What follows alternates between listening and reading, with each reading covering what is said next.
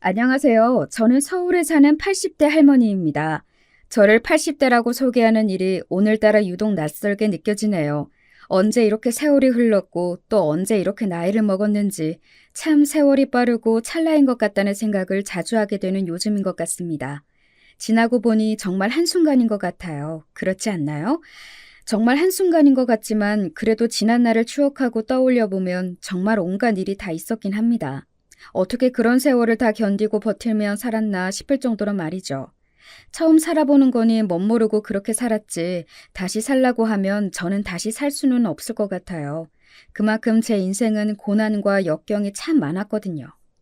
저는 아들이 둘입니다. 딸을 하나 낳고 싶었는데 인생사라는 게 마음대로 되지 않잖아요. 그래서 아들만 둘이에요.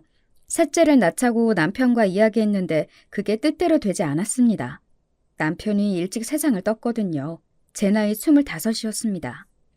4살, 2살짜리 아들 둘을 데리고 아무 능력도 없는 여자가 혼자 살아가기란 참 버거운 일이었어요. 물론 지금도 힘들긴 하겠지만 당시에는 더더욱 힘들었습니다. 저희 친정이 부자도 아니었고 시댁도 마찬가지였어요. 서로 힘든 처지를 바로 옆에서 이해하며 위로해주다 만나서 결혼까지 한 사이였기 때문에 정말로 뭐가 없었습니다. 그런 상황에서 남편 없이 아들이 둘이나 딸린 어린 여자가 어떻게 잘 살 수 있었겠어요. 그건 거의 불가능에 가까운 일이었습니다. 하지만 삶을 포기할 수는 없었어요. 저에게는 자식들이 있었잖아요. 정말 악착같이 살았어요.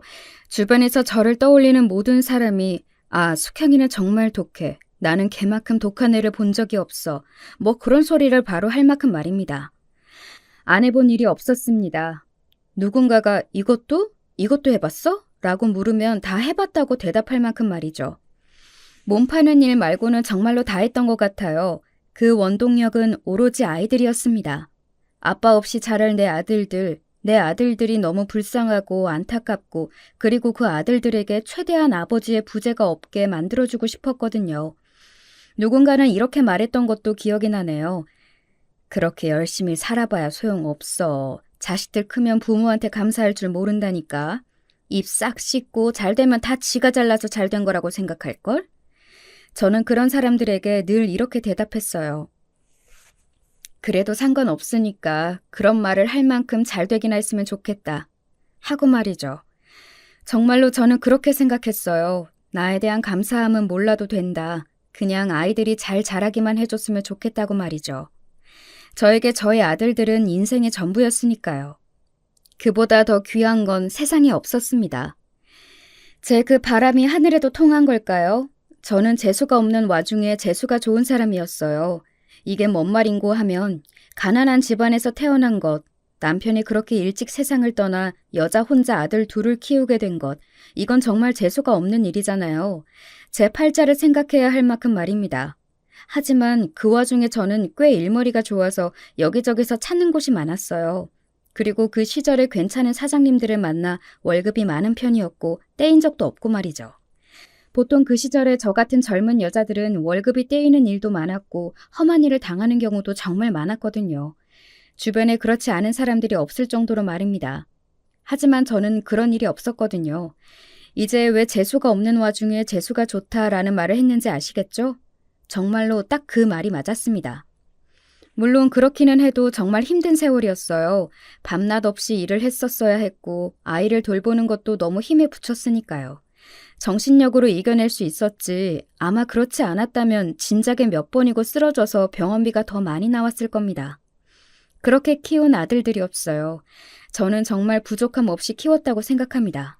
물론 아버지가 없는 그 빈자리를 완벽하게 채워줄 수는 없었어요. 당연하죠. 아버지가 없는 건 없는 거니까요. 하지만 적어도 물질적으로는 부족함 없이 키웠다고 생각해요. 그렇다고 다 해준 건 아니었지만요.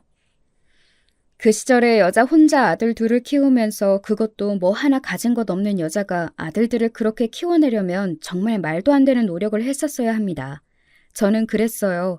지금 와서 돌이켜 생각해봐도 다시 살라고 해도 저렇게 열심히 살 수는 없을 것 같다. 그런 생각이 들 정도로 정말이지 열심히 살았습니다. 그리고 아이들도 그런 저의 고생을 알아주는 것 같았어요. 언제나 이렇게 이야기했으니까 말입니다. 어머니 없었다면 저희는 정말 이렇게 잘하지 못했을 거예요. 어떻게 그렇게 하실 수 있는 건지 정말 엄두도 안 나요. 주변에서는 저는 당연히 그런 말을 들을 자격이 있다고, 아니, 듣고도 남음이 있다고 그렇게들 이야기해 주었던 것 같아요. 그도 그럴 게 저희 두 아들은 정말이지 남에게 자랑하고 싶을 만큼 잘 자랐습니다. 먼저 큰아들은 대한민국에서 가장 좋다는 대학을 나와서 지금은 대기업 연구직에서 일을 하고 있습니다. 굉장히 인정받고 높은 연봉을 받으면서 말이죠. 그리고 큰 며느리도 같은 직장 동료였어요. 같은 회사에서 만나서 연애했고 지금 자식도 아들 둘을 낳고 아주 잘 살고 있습니다. 그리고 작은 아들은 회계사예요. 마찬가지로 좋은 대학을 나와서 원래는 회사에 들어갔다가 지금은 개인 사업장을 내고 일을 하고 있습니다. 다행히 자리를 잘 잡아서 돈을 꽤 많이 번다고 들었어요. 작은 며느리는 학교 선생님이고요. 여기는 선으로 만나서 결혼했습니다. 작은 아들이 연애는 관심도 없는 것 같고 그냥 일만 하길래 주위에 좋은 아가씨 있냐고 물어서 제가 선을 보게 했어요. 다행스럽게도 두 사람은 첫 만남에 서로가 마음에 들었나 보더라고요. 선을 보고 결혼까지 6개월이 채 걸리지 않았습니다. 그렇게 빠르게 만나고 결혼했으면 안 맞을 수도 있는데 아직까지 별 문제 없이 잘 살고 있고요. 여기는 또 딸만 둘이에요. 저는 큰아들네와 작은아들네가 다 같이 모여서 밥이라도 먹는 날이면 세상을 다 가진 듯 행복했었습니다. 뭔가를 바라고 그렇게 열심히 산 건 아니었지만 그래도 꼭 보상받는 기분이 들었거든요. 이렇게 잘 자라서 이렇게 잘 사는 게 나에게는 최고의 보상이라고. 이거보다 더한 건 없다고 매번 그렇게 이야기했었으니까요. 자주 좀 모여야 하는데 너무 죄송해요, 어머님. 그러니까요. 저희 앞으로는 자주 봬요. 됐다. 니들 바쁜 거 다 아는데 무슨. 아이고, 우리 어머니 또 마음에 없는 소리 하신다. 속으로는 좋으신 거 다 알아요. 딱히 못하던 아들들이나 며느리들은 아니었지만 그래도 엄청나게 살가운 자식들은 또 아니었거든요. 그냥 때 돼서 연락해야 할 때 하고 모여야 할 때 가끔 만나서 밥이나 먹고 그런 사이였습니다. 안부 인사를 자주 한다든지 얼굴을 자주 본다든지 뭐 그러지는 않았어요. 저도 불만도 없었고 또 자주 보는 것도 조금 마음이 불편하기는 했습니다. 아무래도 아이들이 불편하지 않을까 했고요. 그런데 그날은 어딘가 분위기가 너무 화기애애했어요. 서로 저에 대해 칭찬하질 않나. 우리 어머니 정말 대단하신 분이지. 그 나이에 혼자 아들들을 키우셨으니. 그러니까요. 요즘도 힘든데 그때 어떻게 그걸 하셨나 몰라요. 정말 대단하신 거죠. 그것도 그냥 키우신 것도 아니고 이렇게 잘 키우셨잖아요. 저희 지금 이렇게 사는 거 다 어머님 덕인 건데. 저희가 어머니 정말 사랑하고 감사하게 생각하는 거 아시죠? 저는 민망해서 그냥 웃었던 것 같아요. 아이고 됐다. 무슨 그런 이야기를 해. 다들 자식을 위해서라면 그렇게 사는 거지. 민망하기도 했고 쑥스럽기도 했지만 그런 이야기를 듣는 게 기분이 나쁘지는 않았어요. 뭐 사실은 당연히 좋았죠. 세상 어떤 부모가 자식이 그렇게 칭찬하고 치켜 세워주는데 싫겠어요. 민망하지만 좋았습니다. 이 맛에 자식들 낳고 키우는구나 싶기도 했고 말이죠. 그런데 그 식사 자리에서 한참을 저를 치켜 세우던 며느리들이 이런 이야기를 하더군요. 어머니, 저희랑 제주도 여행 한번 가시죠. 저희 여자들끼리 한번 가요. 너희랑 나랑 이렇게 셋이? 사실 좀 놀라기는 했었어요. 평소에 며느리들과 막 살가운 사이였다면 모를까 딱히 그렇지도 않았거든요. 그런데 셋이 함께 여행을 가자고 하니 놀랐습니다. 그리고 좀 감동적이라는 생각이 들더라고요. 사실 시어머니와 며느리 이렇게 여행을 가는 경우가 흔한 경우는 아니잖아요. 그래서 아이들이 기특한 생각을 들더군요. 저희가 이번에 이야기를 나누다 보니까 비슷한 시기에 시간이 조금 비더라고요. 그런데 곧 있으면 어머니 생신이기도 하니까 그거 기념해서 셋이 다녀오면 어떨까 해서요. 어머니 아들들은 시간을 도저히 못 뺀다고 하더라고요. 잘 됐죠. 저희 여자들끼리 가요. 그런 상황에서 승낙하지 않을 시어머니가 세상 천지 어디 있을까요? 저도 당연히 기분 좋게 그러자고 했습니다. 그리고 여행이 다가오기만을 기다렸어요. 처음에 그러자고 할 때는 그냥 크게 별 생각이 없었는데 여행이 다가오면 올수록 정말 기대가 되고 두근거리고 뭐 그렇더라고요. 그리고 드디어 제주도 여행 날이 밝았습니다. 정말 전날 저는 설레서 잠도 제대로 못 잤던 것 같아요. 이렇게 가는 여행은 처음이었던지라 기대도 되고 그래서 그랬던 것 같습니다. 그리고 여행은 정말 너무 즐거웠어요. 며느리들과 정말 많이 친해졌구나. 그 짧은 여행 기간 그렇게 느낄 만큼 말입니다. 그간 나눴던 이야기들을 다 합친 것보다 더 많은 이야기들을 나누면서 즐겁게 여행을 다닌 것 같아요. 딸이랑 엄마예요? 아니요, 저희 시어머니세요. 어머, 나는 너무 사이가 좋아 보여서 딸이랑 엄마인 줄 알았네. 정말요? 어르신 정말 좋으시겠어요. 저는 며느리들이랑 이렇게 사이좋게 여행하는 시어머니 처음 봐요. 제가 복이 많죠. 저희 어머니가 좋으신 분이니까 저희도 잘하는 거죠. 어딜 가나 딸이냐 물었고 며느리라고 하면 다들 놀라더군요. 그리고 이렇게 사이가 좋아 보이는 고부간은 처음 본다면서 말이죠. 솔직히 기분이 너무 좋았습니다. 내가 며느리들을 참 잘 봤구나, 복이 많은 사람이구나, 뭐 그런 생각들을 하면서 말이죠. 그렇게 여행을 다니며 이런 생각을 했습니다. 내가 그 시절에 그렇게 고생한 보상을 이렇게 다 받는구나. 지금 이 순간을 위해서. 라는 생각을 말입니다. 과거에 고생했던 일, 당했던 수모, 뭐 이런 것들이 씻은 듯이 다 씻기는 순간이었던 것 같아요. 원래도 그게 그렇게 고생스러운 일은 아니다. 엄마로서 아이들을 위해 그 정도는 감내할 수 있다. 이런 생각을 하면서 살기는 했지만 그래도 알게 모르게 쌓인 것들이 있을 것 아니에요? 그런 것들이 정말 씻은 듯이 다 없어지는 것 같았습니다. 이 순간을 위해 그간의 고생이 있었던 것 같았어요. 그만큼 행복했습니다. 정말로 행복했어요. 그리고 3박 4일의 여행 기간에 마지막 날이 왔어요. 집에 가기 싫어요. 그러니까요. 이렇게 평생 어머님이랑 같이 여행이나 다니며 살고 싶은데. 집에 남편도 있고 자식도 있는 사람들이 그러면 쓰나 섭섭해할걸? 섭섭해하든 말든 저는 어머님이랑 있는 게 더 좋은데요. 앞으로는 자주 여행 다니자고 여행 경비는 내가 다 내겠다고 기분이 좋아서 그렇게 이야기하면서 여행 마지막 날 저녁을 보냈습니다. 그리고 숙소로 돌아와 저는 깜빡 잠이 들었어요. 이 나이에 하루 종일 돌아다녔더니 정신없이 피곤하더라고요. 언제 잠이 들었는지도 모르게 잠이 들었다가 깼습니다. 시간을 확인하니 밤 10시가 조금 넘은 시간이더군요. 목이 마르네. 목이 말라서 방 밖으로 나왔어요. 며느리들이 빌린 숙소는 제주도 느낌이 굉장히 많이 나는 펜션이었는데 방이 3개였거든요. 각자 다른 방을 썼습니다. 거실로 나왔는데 조용하길래 며느리들도 다 피곤한지 자나보다 하는 생각을 하며 부엌 쪽으로 물을 가지러 갈 때였어요. 이야기가 된 거 맞지? 그럼요. 그러니까 결국은 자기 가족이 제일 중요하다니까. 우리가 강경하게 나가면 다들 우리 말을 들을 수밖에 없어. 그리고 본인들도 유산 빨리 받고 싶어 하죠, 아무래도. 원래 그렇게 귀가 밝은 사람이 아닌데 그날따라 굉장히 선명하게 그 모든 이야기가 귀에 꽂히듯 들어오더군요. 저는 어딘가 쎄한 감정이 들었습니다. 그런 기분 있잖아요. 뭔가 들어서는 안 될 것 같은 이야기지만 그래도 반드시 들어야 할 것 같은 그런 이야기를 하고 있는 중 같았어요. 큰며느리가 묵고 있던 방에 문이 조금 열려 있어서 그 사이로 빛이 나오고 있더군요. 저는 다가가 방문 뒤에 섰습니다. 그리고 귀를 가까이 가져다 댔어요. 그 이후로 들려온 모든 대화 내용들이 너무나도 충격적이라 아직도 기억이 생생히 나네요. 그런데 자식들이 다 동의하면 다시 못 나오시는 거 맞죠? 내가 다 알아봤다니까?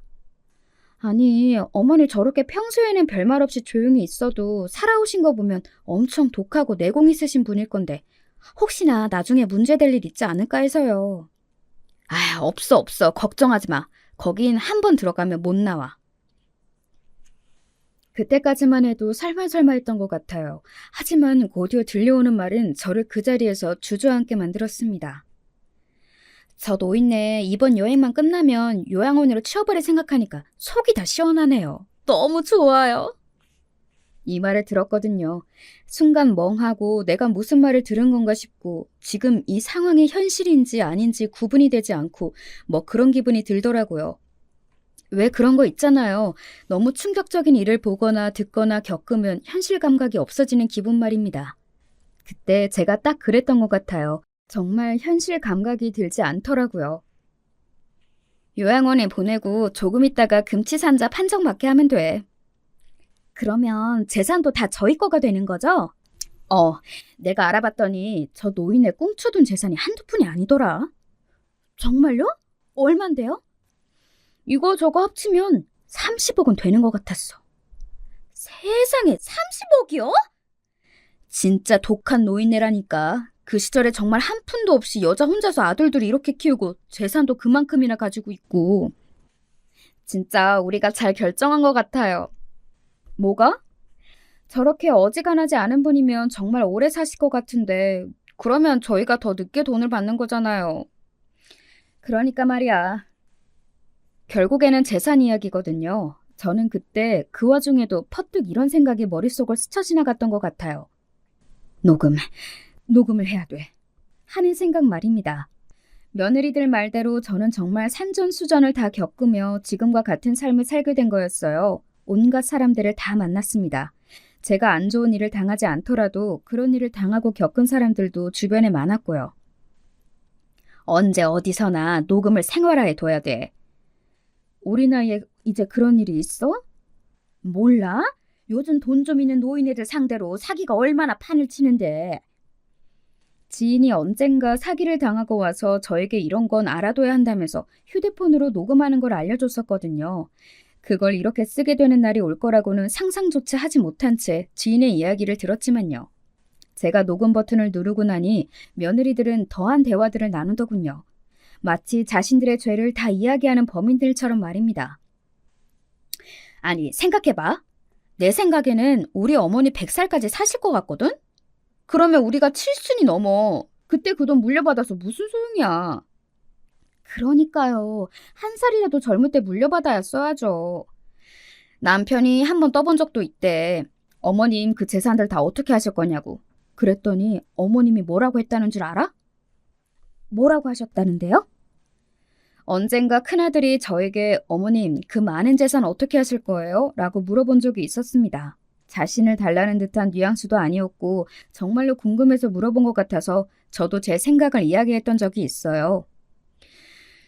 한 번도 생각해 본 적은 없는데 그냥 힘든 사람들 주고 싶다는 생각을 해본 적은 있다. 힘든 사람들이요? 내가 힘들게 살았잖니. 혼자서 니들 키우면서. 그래서 혼자 아기 키우는 여자애들 가끔 텔레비전에서 보면 마음이 그렇게 아프더구나. 그래서 그런 사람들 도와주고 싶기도 하고. 어머님 진짜 대단하시네요. 그냥 내가 그렇게 살아봐서 그 사람들 마음을 알겠기에 그래. 뭐 어떤 식으로 더 어떻게 도와주겠다 구체적인 계획을 세운 건 아니었어요. 그냥 막연히 그런 사람들을 위해 쓰고 싶다고 생각했습니다. 그리고 저는 단 한 번도 자식들이 제 재산을 제가 그런 식으로 쓴다는 것을 섭섭해하거나 싫어하거나 할 거라는 생각을 못했어요.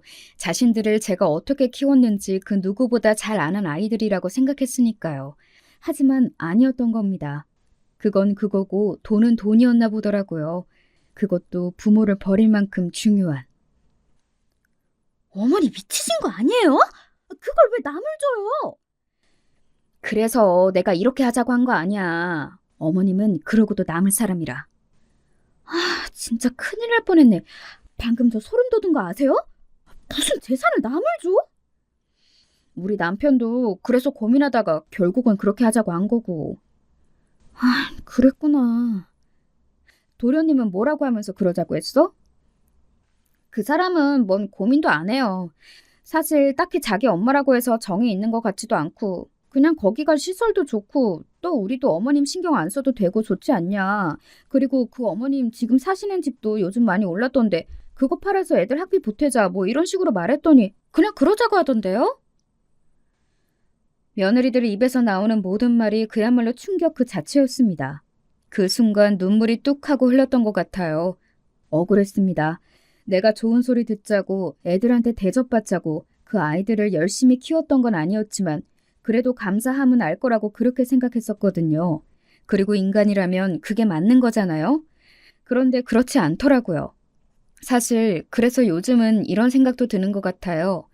내가 너무 일만 하느라 아이들과 함께 지낼 시간이 없어서 저렇게 잘못 컸나, 엄마의 소중함을 모르게 컸나 하는 생각 말입니다. 그럴 때마다 주변에서 그냥 네 아들들이 못난 거다라고 이야기해 주지만 말이죠. 날짜가 언제라고 하셨죠? 일주일 뒤. 어머님한테는 뭐라고 하고 모시고 갈 거예요? 그냥 바람 쐬러 가자고? 오늘 봤지? 우리랑 같이 다니는 거 너무 좋아했잖아. 우리가 또 어디 가자고 하면 2번 고민도 안 하고 따라 나설실걸? 소름이 끼쳤습니다. 오늘 내가 본인들과 여행을 다니면서 행복해하는 모습을 보며 속으로는 그런 생각하고 있었다는 사실이요. 그리고 눈물이 날 것 같았습니다. 이게 이별 여행인 줄도 모르고 나를 버리기 직전에 마지막으로 지들이 조금이나마 미안하니까 이렇게 데리고 다니는 건 줄도 모르고 입이 찢어져라 웃으며 따라다녔던 저 자신이, 그리고 긴 세월 자식들을 위해 내 인생을 모두 버리고 고생만 했던 저 자신이 너무 불쌍해서 말이죠. 저는 그 대화를 끝으로 조용히 방으로 돌아왔습니다. 그리고 이불에 얼굴을 묻고 엉엉 울었어요. 정말 엉엉 울었습니다. 나이가 들고 그렇게 엉엉 울어본 게 처음 있는 일이었어요. 이제는 눈물도 감정도 메말라가는 나이라고 생각했는데 아니더라고요. 정말 그런 일을 겪으니 눈물이 펑펑 나오더군요. 별별 생각이 다 들었습니다. 내가 왜 그 고생을 했는지, 지나간 세월이 허망했고 또 오래전에 세상을 떠나 이제는 얼굴도 잘 기억나지 않는 남편이 너무 보고 싶었습니다. 그리고 우리 엄마가 너무 보고 싶었어요. 세상에 나를 사랑해주는 사람은 아무도 없는 것 같았습니다. 이미 세상을 뜬 우리 부모님이나 남편 말고는 말이죠. 그냥 이대로 죽고 싶다는 생각도 했던 것 같아요. 너무 오래 살아서 그래. 진작 죽었으면 이런 일은 보지도 듣지도 겪지도 않았을걸. 그런 생각 말입니다. 하지만 조금 시간이 지나니 억울한 감정과 분노가 치솟아 오르기 시작했어요. 이대로 자식들이 보내는 대로 요양원에 들어가서 몇 년 뒤 금치산자가 되어 전 재산 모두를 빼앗길 수 없다는 생각이 들었습니다. 무엇보다 그런 연놈들에게 제 평생의 노력이 담긴 돈을 물려주고 싶지 않았어요. 그렇게 다짐하며 어느새 잠이 들었던 것 같습니다. 눈을 떴더니 이른 아침이더라고요. 밖에서 분주하게 움직이는 며느리들의 소리가 들렸습니다. 저는 방문 앞에 서서 심호흡을 한번 크게 했어요.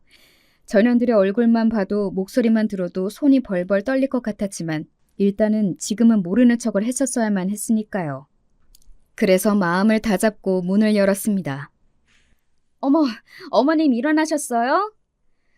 어머니 엄청 피곤하셨나 보다. 평소보다 되게 오래 주무신 것 같아요. 그러게, 여행이 아주 고단하셨나 봐요. 어휴, 어머니 얼굴도 엄청 부으셨어요. 니들이 어제 나눈 이야기를 듣고 너무 충격을 받아서 한참 울다가 잠들어서 그렇다 라는 말이 목 끝까지 차올랐습니다. 하지만 안간힘을 다해 그 말을 삼켰어요. 그래, 내가 너무 피곤하구나. 이 나이에 이렇게 돌아다니려니. 집에 가시자마자 푹 쉬세요. 그래야겠다. 그리고는 컨디션이 좋지 않다는 핑계로 입을 다물었습니다. 별 의심을 하지는 않는 것 같더라고요. 그냥 속으로 저 노인네가 오늘 컨디션이 좋지 않나 보다 뭐 그런 생각을 했겠죠. 그렇게 세상에서 가장 행복했다가 한순간에 가장 불행해진 여행이 끝이 났어요. 아침에 일어나서 집으로 돌아와서 그리고 짐을 풀면서 문득문득 이 상황이 정말 현실인지 꿈이 아닌지 뭐 그런 생각을 했던 것 같습니다. 그럴 때마다 휴대폰에 녹음된 며느리들의 음성을 들으며 절망했고 말이죠. 하루 정도는 그냥 그런 상황을 반복했던 것 같아요. 멍하게 앉아있다가 울다가 그리고 이게 정말 현실인가 싶어 음성을 확인하고 절망하는 그 행동을 말입니다. 그리고 그 다음 날 그 음성을 들고 친한 변호사를 만나러 갔습니다. 원래 알고 지내던 노신사분이셨는데 지금은 은퇴하신 전 변호사분이었어요.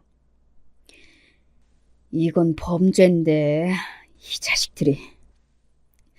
제가 어떻게 하면 좋을까요? 일단은 요양원에 들어가면 안 되고 유언장을 따로 쓰시는 것부터 해야죠. 한 푼도 자식들에게 안 가게 제가 도와드릴게요. 그리고 원하면 손해배상 청구 소송 같은 것도 할 수 있다고 하더군요. 그동안 제가 자식들에게 줬던 것들을 증명할 수 있는 자료들을 다 가지고 오면 그걸 기반으로 소송을 할 수 있다고 말이죠. 요즘 폐륜을 저지르는 자식들이 너무 많아져서 이런 소송이 많다고는 하더군요. 그 이야기를 듣는데 정말 슬펐던 것 같습니다. 세상이 어떻게 되려고 이러는 건지 정말 답답하고 갑갑한 마음이 들더라고요. 그리고 변호사분 소개로 사람을 고용했습니다. 그날 저를 혹시나 강제로 끌고 가게 되면 막아줄 사람들을 말이죠. 그렇게 하나하나 준비해 나갔던 것 같아요. 그날을 위해서 말입니다. 그리고 며느리들이 이야기했던 저를 요양원에 보내기로 한 날 전날이었습니다. 큰 며느리에게서 전화가 왔어요. 어머니, 내일 시간 괜찮으세요? 혹시나 후회하고 이번 여행으로 저 어르신에게 그런 짓을 하면 안 되겠구나 하는 생각을 하고 마음을 고쳐먹었을 거라 기대를 아주 조금은 했던 것 같아요. 하지만 그 기대마저 산산이 부서졌습니다. 그 아이들은 모든 걸 계획대로 실행할 생각이었어요. 왜 그러니? 내일 저랑 동서가 시간이 돼서 이야기하다가 그때 여행이 너무 좋았다고 어머님이랑 또 가까운 곳에 어디 드라이브라도 갔으면 좋겠다고요. 그래. 마침 저희 둘 다 내일 시간이 돼서 어머니만 괜찮으시면 교회로 드라이브라도 갈까 싶어서요. 맛있는 것도 먹고요. 나야 좋지. 그러면 저희가 내일 오전 9시까지 모시러 갈게요. 준비하고 계세요. 그렇게 전화를 끊었습니다. 그런 기분 아시나요? 복수를 준비했고 그날이 다가왔는데 시원하기는커녕 도살장에 끌려가는 돼지가 된 것 같은 그런 기분 말입니다. 오지 말았으면 좋겠다고 생각했던 그날이 결국 오고야만 것에 마음이 그랬던 것 같아요. 그리고 그날이 밝았습니다. 저는 옷을 곱게 차려입었어요. 어디 전쟁터에 나가는 기분으로 말입니다. 그리고 가만히 앉아서 며느리들이 오기만을 기다렸어요. 정말 1분도 늦지 않고 제 시간에 맞춰서 왔더군요. 이날을 기다리며 저를 요양원에 가둘 생각을 하며 기다렸을 그년들의 모습을 생각만 해도 정말 소름이 돋았습니다. 어머, 우리 어머님 오늘 엄청 고우시다. 저희랑 놀러 가신다고 이렇게 예쁘게 입으신 거예요? 그런 말들이 하나도 진심이 아니라는 걸 뒤에 무슨 일이 일어날지 뻔히 아는 저로서는 역겹기만 했습니다. 저는 아무런 대답도 하지 않고 그저 웃기만 했었던 것 같아요. 무슨 말을 해야 할지도 사실 모르겠기도 했고 말이죠. 한참을 차를 타고 가다가 제가 물었습니다. 어딜 가는 거냐? 여기 주변에 풍경 좋은 곳이 있다고 해서요. 저희만 믿으세요, 어머니. 제주도 때도 저희가 좋은 곳만 모시고 갔잖아요. 그래, 그랬지. 어머님 마음에 드실 거예요. 그 말을 들으며 저는 조용히 창밖을 바라봤습니다. 집 앞에서부터 이 차를 따라오고 있는 제가 고용한 사람들이 바로 뒷차라는 것을 슬쩍 확인하면서 말이죠. 그렇게 며느리들이 미리 다 이야기해놨을 그 요양원 앞에 도착했습니다. 언뜻 보니 요양원이 아닌 것 같은 분위기더군요. 경치 좋은 곳에 지어진 큰 집 같은 모양을 하고 있었습니다. 자세히 보니 요양원이라는 간판이 작게 달려 있었지만 말이죠. 여기가 어디냐? 제가 정색을 하고 그렇게 물었습니다. 며느리들은 자기들끼리 시선을 한번 주고받더니 헛기침하고서는 이야기하더군요. 어머님, 오늘부터 여기서 지내시면 돼요. 짐은 저희가 필요해 보이는 것만 잘 챙겨서 보내드릴게요. 여기가 어디냐고 물었잖니? 제가 다시 한번 큰 소리로 호통쳤습니다. 작은 며느리는 생전 처음 보는 저희 그런 모습에 조금 놀란 듯 보였지만 큰 며느리는 정말이지 눈 하나 깜짝하지 않더군요. 차분하게 저에게 이렇게 이야기했습니다. 어머니, 현실적으로 여기 계시는 게 어머니한테도 더 좋은 일이 될 거예요. 여기 어머니 또래 어르신들도 많고 풍경 좋고 공기 좋고. 나한테 그렇게 좋은 일인데 나 몰래 데리고 와? 니들이 무슨 수작인지 내가 모를 줄 알아? 어? 수작이라뇨. 그렇게 말씀하시면 저도 서운해요. 그렇게 이야기하는 큰며느리의 얼굴은 이미 제가 알던 큰며느리의 모습이 아니었습니다. 아무렇지 않은 얼굴로 그런 말을 뱉는 그 아이의 모습을 보면서 내가 큰며느리를 잘 안다고 생각하지는 않았지만 그래도 사람은 정말 그 속을 알 수 없구나 하는 생각을 했던 것 같아요. 그리고 여기서 이렇게 들어가기 싫네 어쩌네 해도 소용없어요. 큰며느리가 그렇게 이야기를 하며 안을 보고 손짓을 하자 그 요양원에서 직원들로 보이는 흰옷을 입은 사람들이 몇 명이 나왔습니다. 이미 남편이랑 도련님도 동의를 다한 상황이라 어머님 의사랑 상관없이 여기 들어가셔야 해요. 그리고 저희 동의 없이는 퇴원하실 수 없고요. 이런 배은망덕한... 어머님이 아무리 그러셔도 소용없으니까 괜한 곳에 힘 빼지 마시고 그냥 여기서 남은 생 편하게 보내세요. 사람들이 너희들을 뭐라고 손가락질할지 무섭지도 않니? 이런 패륜을 저지르고도? 제 그 말에 큰며느리가 픽 하고 한번 웃더군요. 그 웃는 모습이 정말 소름이 끼쳤던 것 같아요. 지금 생각해도 닭살이 돋네요. 사람들이 어떻게 알고 손가락질을 해요? 어머님이 여기 계신 것도 모를 텐데. 그렇게 비웃는 큰며느리를 보고 정말 마음 한편에 있던, 그래도 미안하다고 하면 받아줘야지 하던 그 마음마저 날아갔습니다.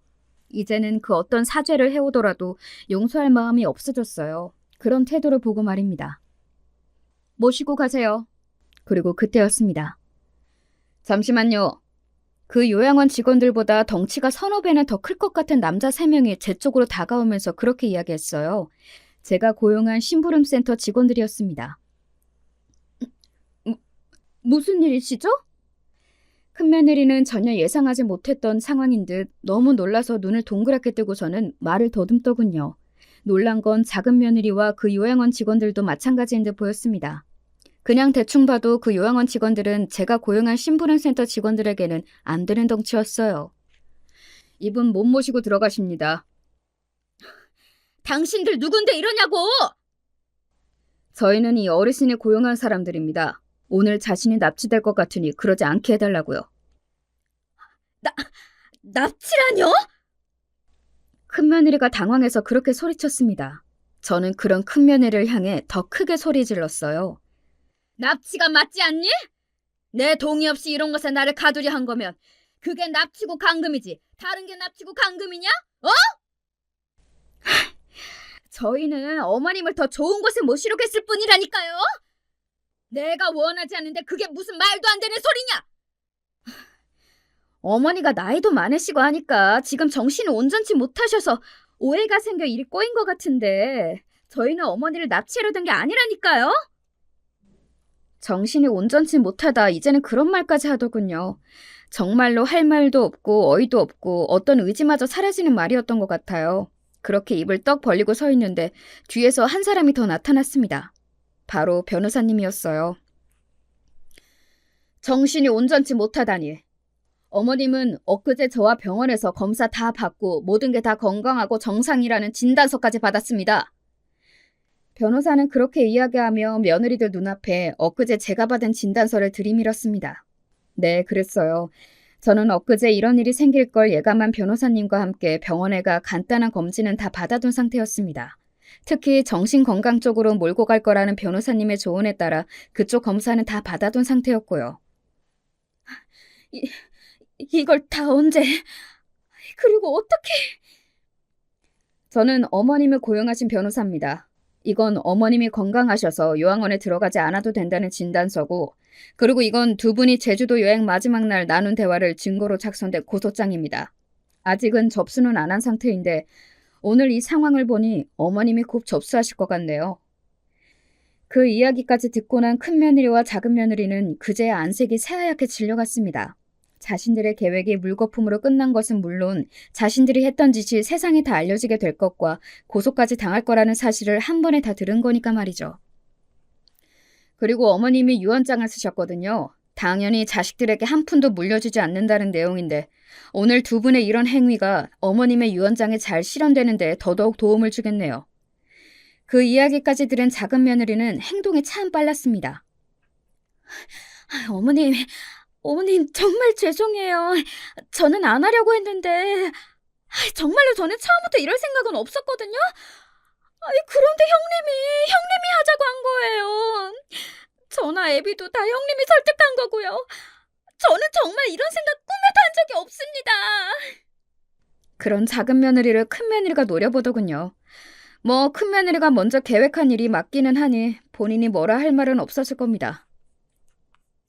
증거 있으세요? 뭐? 무슨 증거? 저희가 그랬다는 증거 있으시냐고요. 무슨 소송을 하겠대? 무슨 증거로? 몰릴 대로 몰려서 막 나가기로 한 건지 아니면 냉정하게 그 와중에도 증거가 없으니 정말 소송까지는 못할 거라는 생각에 그런 이야기를 한 건지는 몰라도 뭐 양쪽 다 대단하다고 생각은 했던 것 같아요. 그런 상황에서도 저에게 소리를 지를 수 있다는 게 말입니다. 녹음된 음성이 있다. 그리고 제 그 말에 큰며느리가 그 자리에서 굳었습니다. 네? 뭐가 있다고요? 제주도 여행 마지막 날 니들 둘이 나를 두고 했던 대화. 그걸 내가 다 들었고 내가 다 녹음했어. 휴대폰으로. 그제야 큰며느리는 그 상황이 다 이해가 된 듯 했어요. 그리고 이내 표정을 확 구기더군요. 빼도 박도 못하는 증거가 있다는 걸 알게 되었으니 말입니다. 그리고 작은 며느리는 더더욱 저에게 고개를 조아리며 자기가 죽을 죄를 지었다고 석구대죄하고 있었고 말이죠. 그걸 다 녹음을 하셨다고요? 그래. 어디 들려줘? 저는 그렇게 이야기하고서는 휴대폰을 들어 녹음한 내용을 재생하는 버튼을 눌렀습니다. 그러자 선명하게 녹음된 큰며느리와 작은 며느리, 그날의 대화 소리가 그대로 흘러나왔어요. 큰며느리의 표정은 점점 더 어두워졌고 작은 며느리는 그야말로 사색이 되더군요. 이 녹음 내용을 만약에 다른 사람들이 듣게 된다면 자신들이 어떻게 될지 끔찍해하는 것 같았습니다. 어머니 제발 용서해 주세요. 제가 정말 죽을 죄를 지었어요. 정말 제가 한순간 눈이 돌았었나 봐요. 돈 안 주셔도 되고 다 괜찮아요. 어머님이 시키는 대로 다 하겠습니다. 그냥 없던 일로만 해주세요. 제발요. 작은 며느리는 애가 탄 듯 보였습니다. 혹시나 시어머니에게 이런 짓을 한 게 소문이 다 날까봐 벌벌 떨었어요. 반면 큰 며느리는 아무 말도 하지 않고 입을 꾹 다물고 있더군요. 저는 그날은 그 두 사람에게 아무 말도 하지 않았습니다. 그냥 가만히 바라보고 있다가 그 자리를 벗어났어요. 거기서 더 따지고 네가 잘못했니 어쩌니 하고 싶은 마음도 있었지만 얼른 그 자리를 벗어나고 싶은 마음이 더 강했거든요. 나를 가둬두려고 했던 그 장소에 나를 가둬두려고 했던 그 두 사람과 함께 있고 싶지 않았거든요. 집으로 돌아와서 가만히 멍하니 앉아 있었습니다. 한동안 그 무엇도 할 수 없었어요. 옷을 갈아입거나 무언가를 먹거나 마시는 것도 할 수 없겠더군요. 그냥 앉아있는 것 말고는 말입니다. 그러고는 그 다음 날부터 그야말로 난리가 났습니다. 큰아들네나 작은아들네에서 서로 찾아오고 연락해오고 그런 거로 말이죠. 어머니, 제가 죽을 죄를 지었습니다. 그러면 안 되는 건데. 그리고 제가 원하면 이혼을 하겠다 그렇게 이야기를 하더라고요. 저는 이혼이고 나발이고 큰며느리와 큰아들 두 사람을 다시는 보고 싶지 않았습니다. 그래서 그렇게 이야기했어요. 그냥 영 끊고 살자. 이미 줬던 거 다시 달라고 안 할 테니까 너도 그냥 내 재산 받지 않겠다는 각서에 도장이나 찍어. 변호사 말에 의하면 유서를 자식들에게 돈을 안 준다고 다 작성한다고 해도 나중엔 제가 죽고 나면 소송을 걸어서 한 푼이라도 가져가려 하는 경우가 많다고들 하더라고요. 하지만 저는 절대 그런 일이 일어나게 하고 싶지 않았거든요. 하지만 큰아들은 절대 그러겠다고 말하지 않더군요. 그냥 며느리와 이혼을 하겠다는 말밖에 말입니다. 작은아들은 울면서 무릎을 꿇고는 자기는 정말 이 정도로 철저하게 계획을 했을지 몰랐다며 형수인 큰며느리에게 탓을 넘기더군요. 사실 둘 다 굉장히 잘못하기는 했지만 저로서는 큰아들은 다시는 보고 싶지 않은 마음이 들었고 작은아들의 경우에는 저 못난 놈이라는 생각이 들더군요. 뭐 엄마인 저를 버리기로 선택한 놈들이라는 건 변함이 없지만 말입니다. 큰며느리는 그 이후로도 한동안 저에게 사과하러 오지 않았습니다. 자신의 죄를 인정하고 싶지 않아서인지 아니면 자존심 때문인지 그도 아니면 실패한 게 분해서 그런 건지는 몰라도 말입니다. 큰아이는 며느리와 이혼한다는 이야기를 들었습니다. 그리고 얼마 지나지 않아 큰며느리가 저를 찾아왔어요. 제가 잘못했습니다. 왜?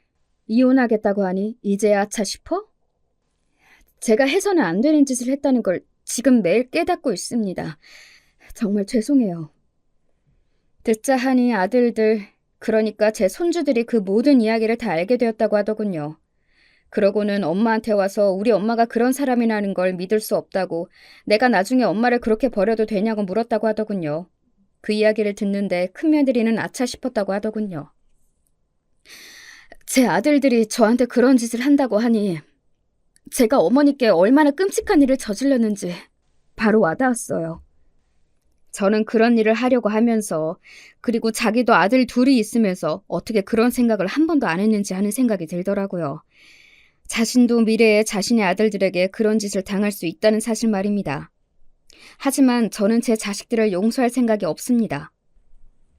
지금도 큰아들은 이혼을 진행 중에 있어요. 그렇게 이혼을 하고 나면 그래도 자신은 제 자식인데 엄마 된 마음으로 품어줄 거로 생각하는 거겠죠.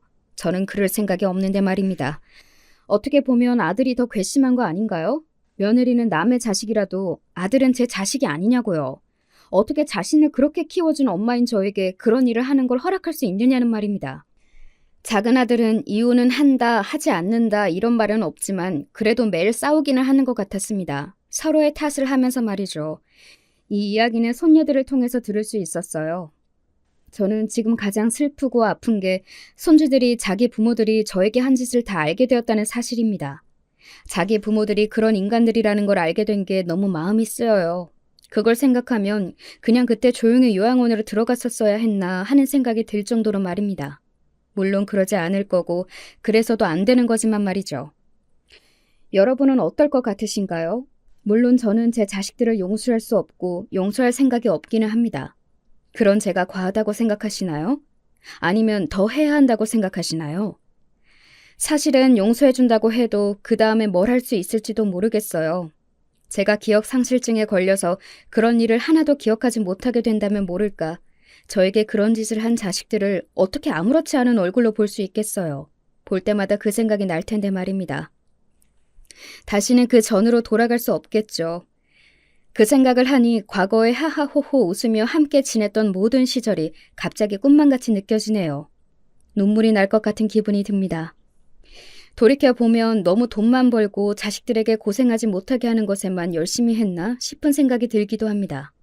아버지 없는 티가 나지 않게 키우고 싶어서 악착같이 돈을 벌어 해달라는 걸 다 해주고 부족함 없이 자라게 한 게 실수였나 하는 생각이 들기도 하고 말이죠. 한창 그런 생각을 하고 있을 때 꿈에 남편이 나왔어요. 그리고는 이렇게 말해줬습니다. 자네 잘못이 아니야. 그놈들이 잘못된 놈들이지.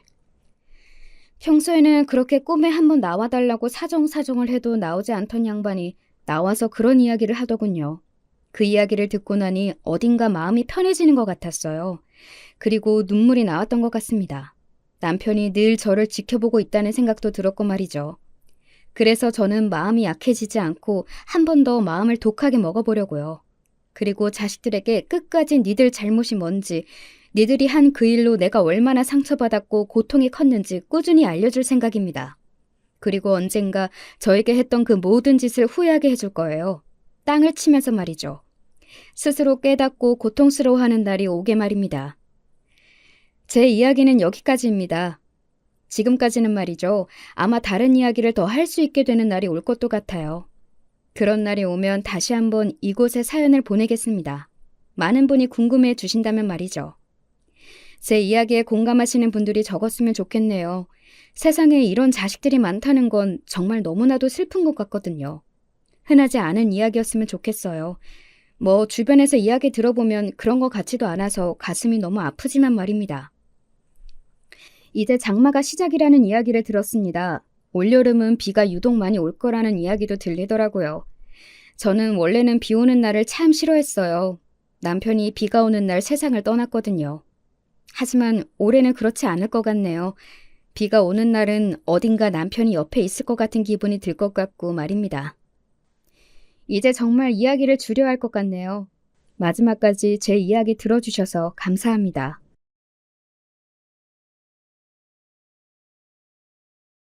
안녕하세요. 저는 사람 문제로 스트레스를 받으면 일이 손에 잘 안 잡히는 40대 여성입니다. 사회에서도 서열 이런 거 너무 싫어했는데 결혼해서도 엮이니 정말 너무 골치 아프네요. 이건 저와 시댁 동서역인데요. 심지어 저보다 한 살 많고 결혼도 일찍 한 사람이라서 텃세가 엄청 심했어요. 저기 어머니, 우리 호칭 정리 그래도 해주셔야죠. 음, 형님이라고 불러야 되는 거 맞죠?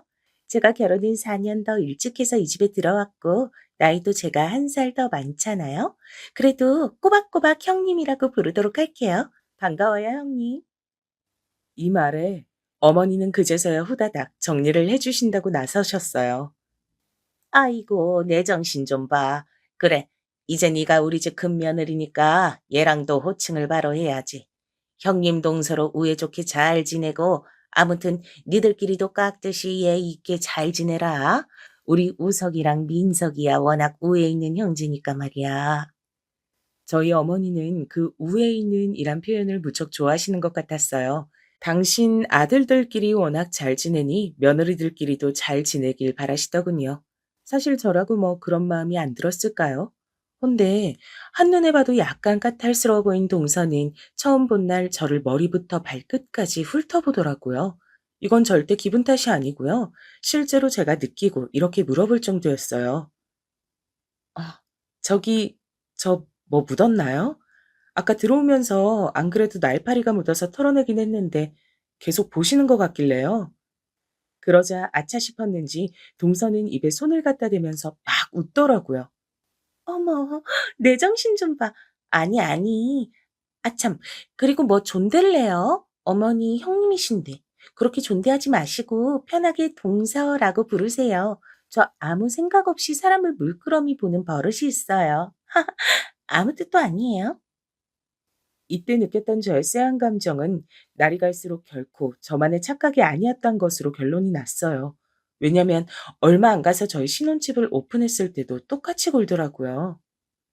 와, 경기도에서 이 정도 평수 아파트면 요즘 얼마나 해요? 내 친구도 신혼집 이쪽에서 시작한다 그랬는데 아직 가보질 못했거든요, 형님. 그러자 남편이 옆에서 대신 설명을 하더라고요. 저도 결혼 전에 사둔 건데 지금은 4억대 정도 돼요. 부모님이랑 같이 살 땐 간간히 세주면서 왔다 갔다 했고 이번에 리모델링하고 들어온 거고요. 뭐 더 쳐서 받을 수도 있겠지만 앞일은 모르는 거니까요. 그러자 동서가 바로 이렇게 말하는 거예요. 굳이 이렇게 확인해서 물을 건가 싶었어요. 음, 그럼 형님은 이 집에 대해서 아무것도 모르시는 거구나? 애초에 아주버님 집이었으니까 그냥 몸만 들어오신 거예요? 아, 아닌가? 리모델링 비용은 되셨겠죠? 아, 그거야 뭐 저도, 아니, 나도 얼마 되긴 했는데, 그건 왜 묻는 거야, 동서? 아, 저도 친구들이 요즘 늦게들 결혼하니까 그냥 궁금해서 물어봤어요. 일단 여기 평수는 한 25평대 정도 나오는 거죠?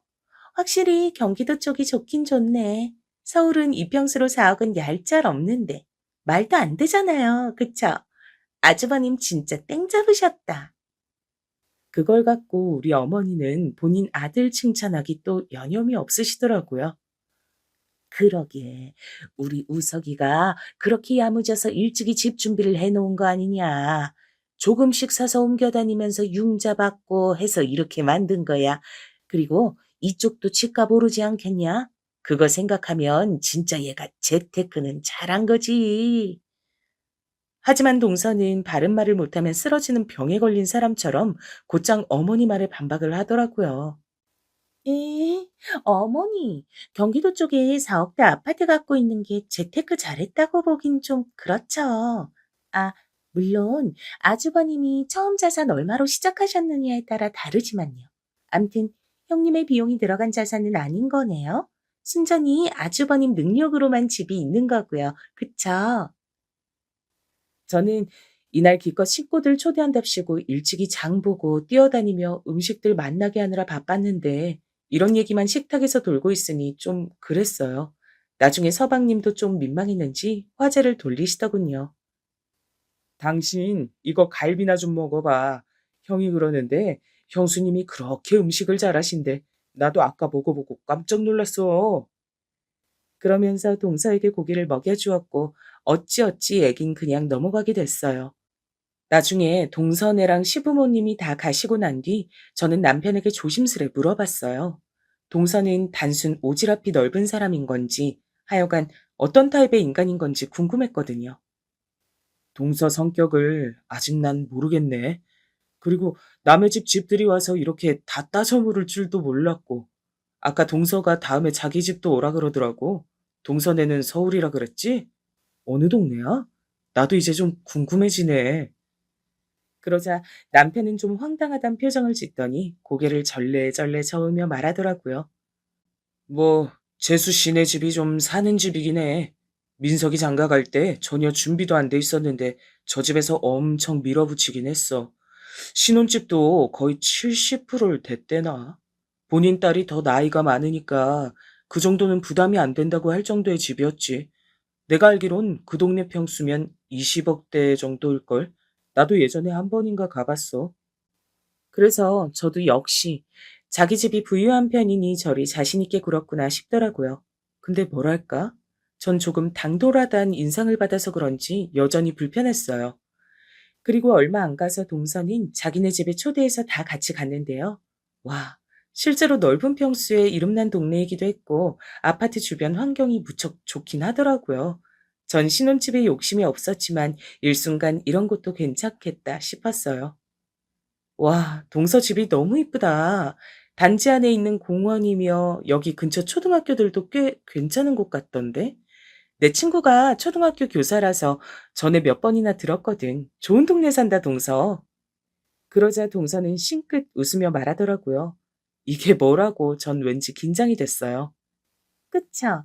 저도 그렇게 생각해요. 저희 친정이 재테크 쪽은 좀 잘하는 집이고 할아버지도 여유가 있으시거든요. 그래서 손녀인 저한테까지 이렇게 혜택이 간간히 넘어온 것 같아요. 나중에 저 아기 가질 것도 생각해서 이 동네로 온 거예요. 그러면서 동서는 그 집에서 한참을 자기가 유학 가서 받아온 상이며 어릴 때도 서울의 명문 초등학교를 다녔던 사진들이나 뭐 이것저것 그렇게 침이 마르도록 자랑을 하는 거예요. 지금은 저도 좀 쉬고 있지만 프랑스 유학 다녀온 직후엔 진짜 바빴어요. 여기저기 불려다니고 정말 바빴는데 그 와중에 이 사람 만나서 코가 깬 거죠 뭐. 내가 민석 씨 안 만났으면 진짜 위대한 일들 여럿 했을 텐데 말이야. 동서가 말을 이렇게 거드름 피우듯이 하지만 제가 알기론 좀 다른 사정이 있었어요. 어머니도 내심 그 부분은 얄미우셨는지 돌아오는 차 안에서 저에게 흉을 보셨거든요. 작은 애 저거 이쁘려다가도 꼭 말을 저렇게 해서 기분을 나쁘게 만들어. 지가 그렇게 죽자사자 우리 민석이 따라다니고 결혼 안 하면 죽겠다더니 꼭 밖에만 나가면 민석이 탓을 하더라. 막말로 지들이 뭐 사고라도 쳤어 뭐랬어. 억지로 결혼할 이유가 하나도 없는데 말이야. 아휴, 꼭 저렇게 엇나가서 기분을 잡치게 한다니까. 어머니는 내내 입이 대빨 나오셔서는 궁시렁거리셨고 저도 그냥 그러려니 하고 말았어요. 그런데 동서는 안 그런 척하면서 은근히 뒤에서 꽤나 훈수지를 두는 편이었어요. 이때 전 어머니께도 서운했던 게 저한테 그렇게 동서 욕을 하시더니 갑자기 안면을 싹 바꾸시는 거예요. 큰애야, 저기 너 그날 네 동서네 다녀와서 대접 잘 받았다고 연락 안 했냐? 네 동서가 나보고 서운하다고 연락을 했더라고. 난 당연히 네가 윗사람으로 그런 칠해야 했을 줄 알았지. 진짜 안 한 거 맞냐? 어머, 아니, 아, 저기 나오는 길에 인사도 했고요. 어머, 근데 동서가 서운하다고요? 자기도 우리 집 왔다 간 날 아무런 인사도 없었는데 왜? 아무튼 제가 연락해 볼게요, 어머니. 저는 약간 황당했지만 곧장 동서에게 연락을 했어요. 내키진 않았지만 이렇게 돌려서 연락하는 그 방식도 그렇고 불편하니까 빨리 선을 그으려고 했던 거죠. 동서, 그날 고마웠어. 내가 너무 바삐 오느라고 연락이 늦었네. 예쁜 집에서 대접 잘 받고 왔어. 정말 고마워. 이렇게 보내놓았는데 동서는 제가 보낸 메시지를 읽고 난 뒤 답장을 안 하는 거예요. 읽고 답하는 걸 잊었나 싶었는데 그냥 그렇게 묵묵히 답이 없더라고요. 저는 이런 분위기가 점점 편치 않게 느껴져서 동서와 거리를 두려고 했는데 벼랑간 2주쯤 지났을까요? 갑자기 저에게 만나자더군요. 형님, 시간 혹시 되시나요? 제가 잠깐 여기 볼 일이 있어서 왔는데 형님 댁 지나는 길이라서요. 괜찮으시면 차라도 한잔해요. 저는 웬일인가 싶었지만 딱히 거절할 이유도 없어서 그냥 동서를 만나보게 됐어요. 그런데 이날 동서는 저에게 매우 선 넘는 얘기를 했답니다. 만약 손 아래 동서가 본인에게 뜬금없이 찾아와서 제 배우자의 옛날 과거사를 얘기한다면 어떠실 것 같으신가요? 만약에 누군가 저에게 이처럼 남일처럼 물었다면 저도 별 조언을 다 했을 거예요.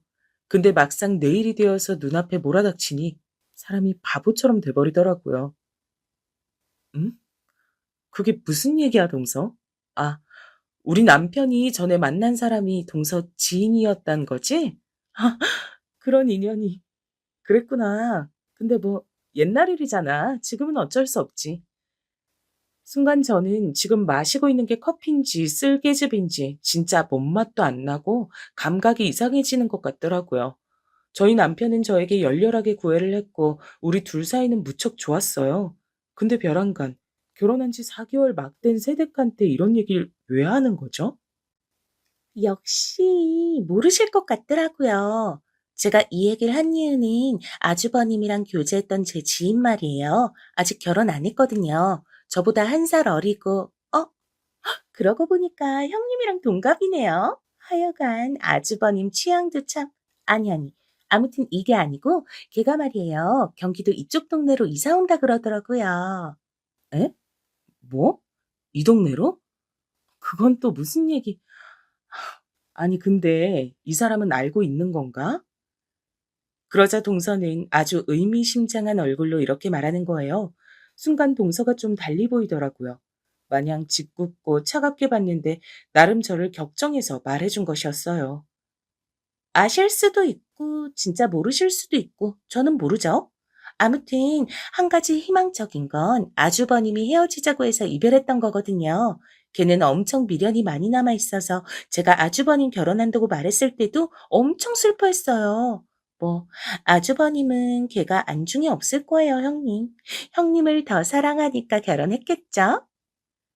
동서는 저에게 좋은 쪽으로 얘기를 마무리해 줬지만 저는 괜히 싱숭생숭하고 일이 손에 잡히질 않더라고요.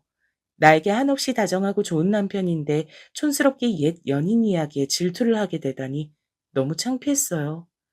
하지만 저는 감정이 꽤 얼굴에 티가 나는 타입이라 그날 저녁 남편이 들어왔는데도 마음이 개운치가 않은 거예요. 평소 같지 않게 기운 빠져 보이는 저를 남편이 이상히 여겼고요.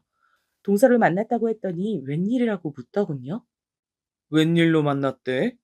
여기까지 재수 씨가 굳이 온 거야? 왜? 근데 여기서 저는 그만 더 참지 못하고 남편에게 얘기를 해버렸어요. 혼자 생각만 해서는 엉망이 될 것 같더라고요. 저기, 동서는 결혼한 지도 오래됐고, 이 집에서 당신을 나보다 더 먼저 봐서 잘 아니까 동서 따는 걱정한다고 얘기해 준 것 같은데 나는 마음이 편치 않아서 말이야. 뭔데 그래? 얘기해봐. 당신 표정이 너무 안 좋은데? 어디 아픈 거야? 그런 남편에게 저는 동서로부터 들은 말들을 털어놓았고 솔직한 감정을 고백했어요. 아, 나도 너무 내가 쫌생이 같아서 말이야. 이런 걸론 신경 쓰는 타입이 아니었는데 듣고 나니까 기분이 별로더라고. 게다가 동서가 사진까지 보여줘가며 혹시 모르니까 알고 있으라 그러는데 암만 생각해도 괜히 본 것 같아서 말이지. 남편은 여기까지 듣고 이마 쪽이 벌게지더니 몇 번이나 한숨을 팍팍 쉬다가 말하더라고요. 당신이 오해하지 않고 들었으면 좋겠는데, 아, 난 재수 씨가 뭔 생각인지 알다가도 모르겠네. 걱정할 수도 있겠지. 근데 그건 그냥 본인이 알고 끝나면 되잖아. 나는 당신을 사랑해서 당신과 결혼했는데 그런 일들을 왜 당신이 알아야 하는 거야? 그런 쓰잘데기 없는 얘기를 왜 한 거냐고. 듣다 보니 남편 말이 100번 맞았고 남편 역시 적잖게 꽤나 불편해한다는 게 느껴졌어요. 그러니 전 여기서 동서편을 들게 된 거예요. 아, 당신 말처럼 그냥 생각해서 말해준 건데 동서가 뭔가 조절을 잘못한 것 같아. 그냥 내가 적당히 소화하고 넘어갈게. 당신은 더 신경 쓰지 마. 나는 그냥은 넘어가기 힘들 것 같아. 당신만 불편하게 됐잖아. 옛날 그 친구가 이쪽에 이사 오건 말건 간에 그건 내가 알 이유도 없고 당신은 더더욱 알 필요가 없는 거야. 미안한데 나 이거 그냥 못 넘어가겠다. 결국 남편은 제 앞에서 서방님께 전화를 걸어 동서에게 전해주라면서 뭐라 뭐라 따지더라고요. 재수 씨 말이야. 전에 만났던 그런 얘기를 왜 네 형수한테 했다는 거냐? 너도 몰랐다고? 그 봐. 아무짝에도 쓸모없는 얘기 아니냐고.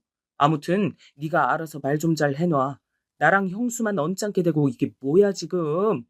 직접 따지려다가 그냥 너 통해서 말하는 거야. 이렇게 전해진 얘긴 다음날 어머니를 통해 저를 향한 면박으로 이어졌답니다.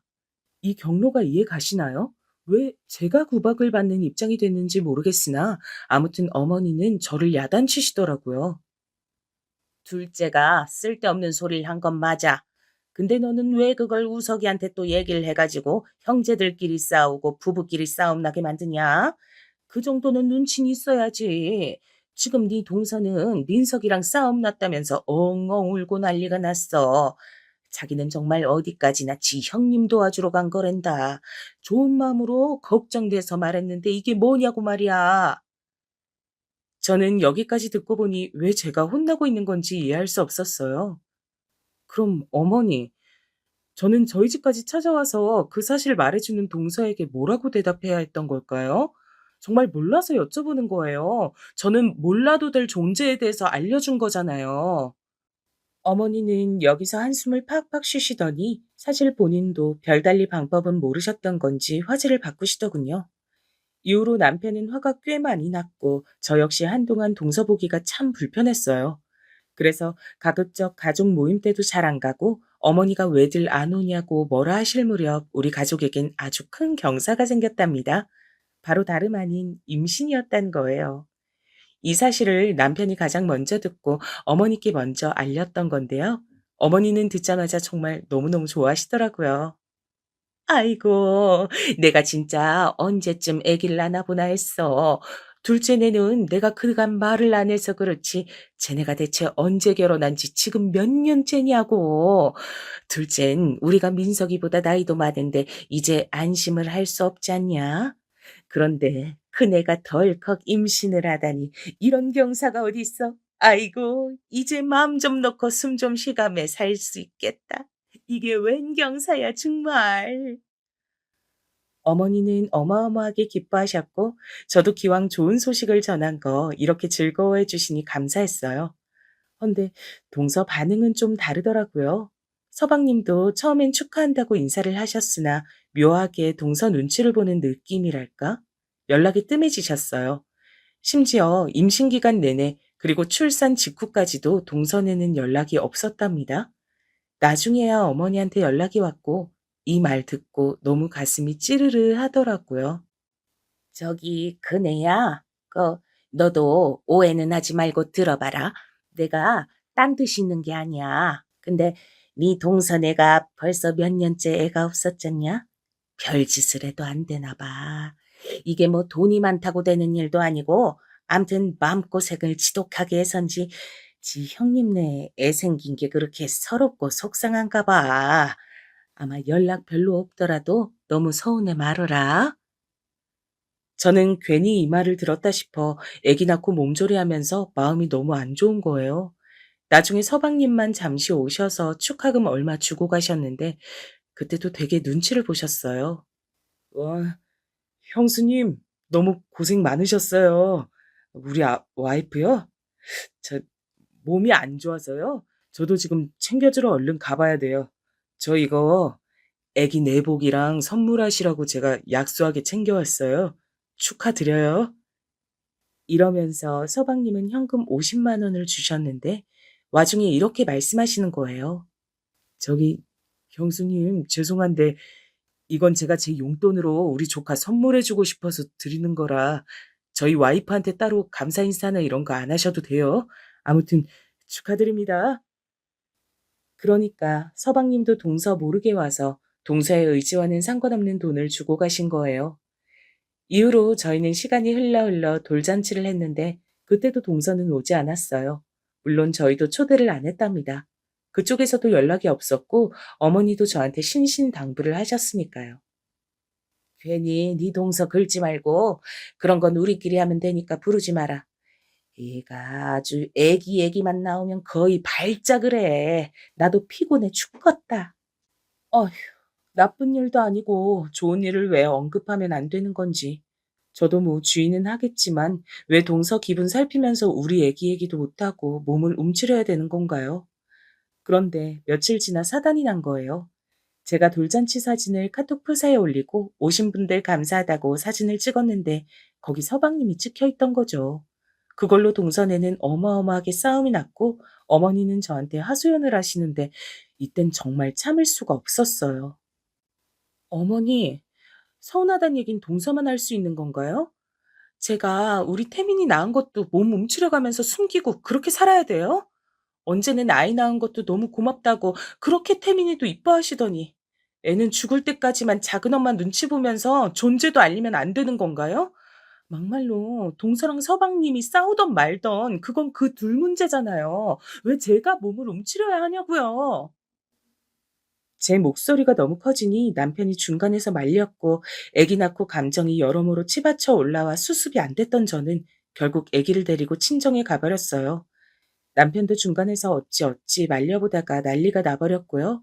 결국 우리 부부까지 사이가 불편해지자 어머니는 그제서야 심각성을 아셨는지 별말 안 하시더라고요. 하지만 지금 제 사연 듣는 분들도 느끼시는 게 있으실 텐데 이게 어찌 어머니만의 잘못이겠나요?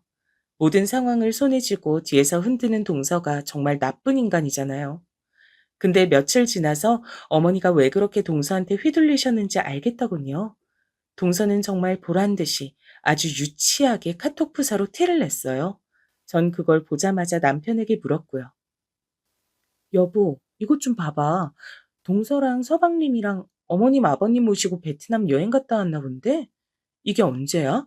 우리 돌잔치 하기 전인 것 같은데? 이런 건 가족 단톡방에 일체 말도 안 하더니 혹시 자기들끼리 따로 모임방 만들어서 진행한 거 아니야? 무려 여행 가는 일인데 우리도 모르게 진행한 게 된 거야? 남편은 당황했는지 그걸 한참 보았고 솔직히 모르진 않았던 것 같아요. 저기, 민석이가 안 그래도 나한테 물어보긴 했었는데 우리야 태민이 돌 준비하고 있으니 바쁘니까 나도 당신 힘들어 보여서 거절했어. 굳이 말할 필요는 없어서. 저는 이때 진짜 한숨만 나더라고요. 남편도 알고는 있었지만 솔직히 동서는 그냥 어머니를 몰래 모시고 가서 아부하고 싶었던 것 같아요. 진짜 일체 조금도 우리 쪽에 한마디도 없었거든요. 어차피 곧 어머니 생신이라 저희도 뭔가 준비해야 했었는데 전 이렇게 마음을 먹었어요. 어머니 생신 명목으로 모시고 간 거랬지? 그럼 그냥 따로따로 하자는 의미인 거네. 우린 우리끼리 알아서 준비를 해야겠어. 저번에 적금 들었던 거 깨고 그걸로 선물 사러 다녀오자, 여보. 그리하여 우리는 300 남짓 모아둔 적금을 깼고 어머니 칠순 기념해서 명품 가방을 사드렸어요. 어머니는 받고 정말 엄청나게 반응을 하시면서 기뻐하셨어요. 아이고, 이제 결혼식이나 어디 갈 때 들고 갈 가방이 생겼네.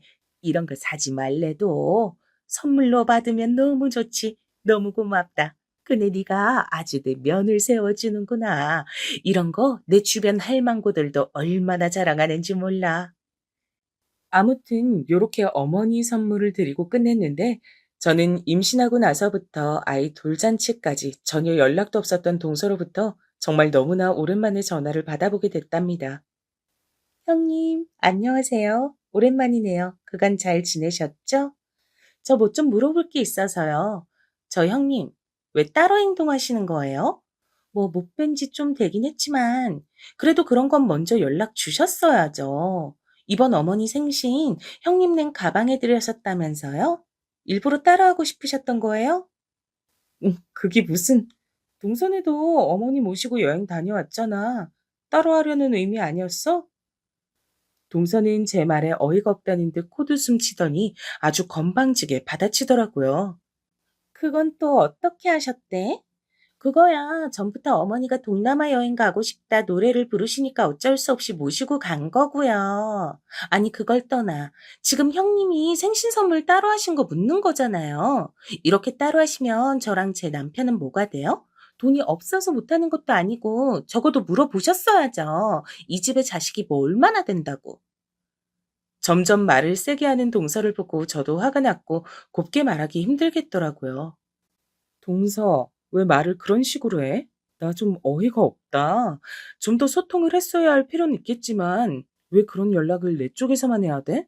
우린 그간 가족 단톡방에 근황 같은 거 꾸준히 올렸는데 대답도 안 했잖아. 그래서 따로 하려는 줄 알았어. 아니, 형님이 뭐 제 마음을 얼마나 안다고 그렇게 단정 지어서 말씀하세요? 게다가 뭔 칠순 선물을 별 순서도 격식도 없이 그렇게 띡 하시는지. 형님도 너무 무리하신 거 아니에요? 어머니한테 애지간히 잘 보이고 싶으셨나 보다. 이런 흐름으로 가니 저는 욱한 감정이 올라와 참지 않고 동서에게 화를 냈어요. 동서 지금 나한테 시비 거는 거야? 서운한 감정 알아달라고 말할 거라면 똑바로 해야지. 나도 상황이 이랬다고 다 설명하고 있는데 무작정 본인 감정만 들이밀면 어쩌란 거야?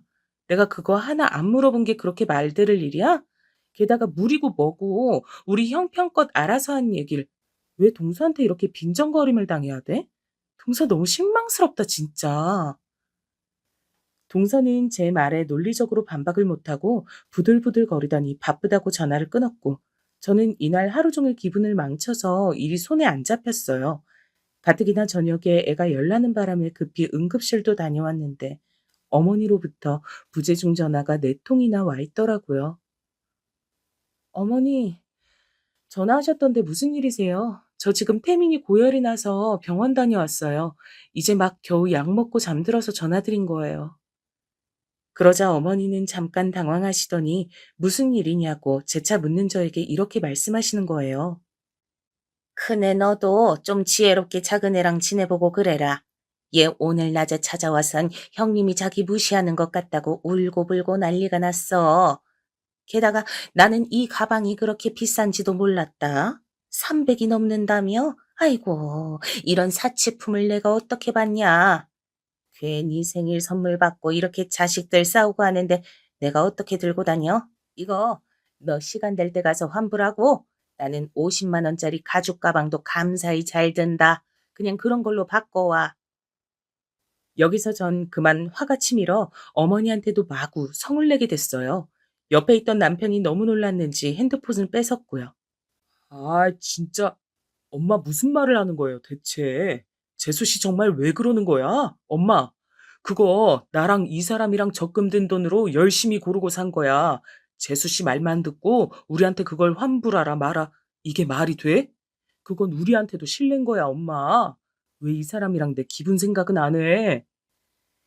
남편이 이처럼 대차게 싸워준 덕분에 그냥 넘어가긴 했으나 저는 이 일을 잊을 수가 없었어요.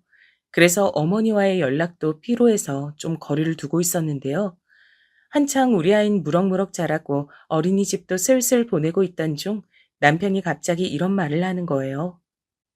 민석이네. 사이가 되게 안 좋은가 봐 지금. 이유를 나도 모르겠네.